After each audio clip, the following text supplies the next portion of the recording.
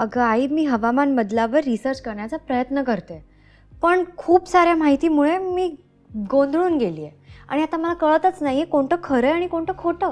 तुला हवी आहे डिजिटल साक्षरता, जी इंटरनेटवर स्मार्टपणे मार्ग शोधण्याचं तुझं साधन आहे.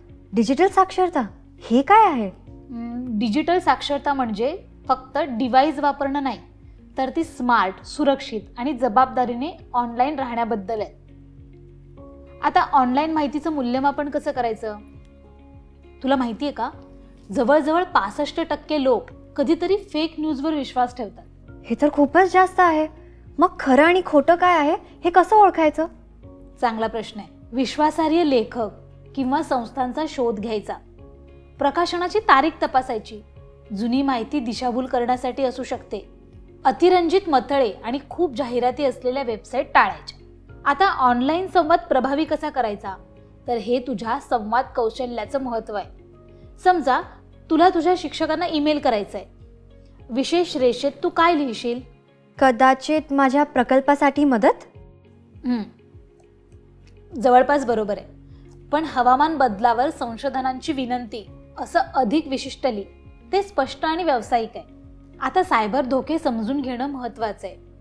फिशिंग घोटाळे सामान्य आहेत. जर तुला 10,000 जिंकल्याचा दावा करणारा एखादा मेल आला तर तू काय करशील? लगेच ते काढून टाकेल. बरोबर. खराब व्याकरण, अनोळखी प्रेक्षक किंवा तातडीची भाषा यांसारख्यांवर लक्ष केंद्रित करायचं.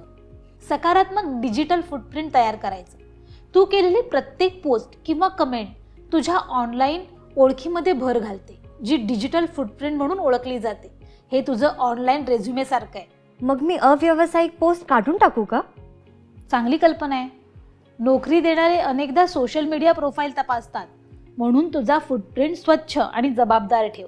करिअर आणि शिक्षणातील डिजिटल साक्षरता.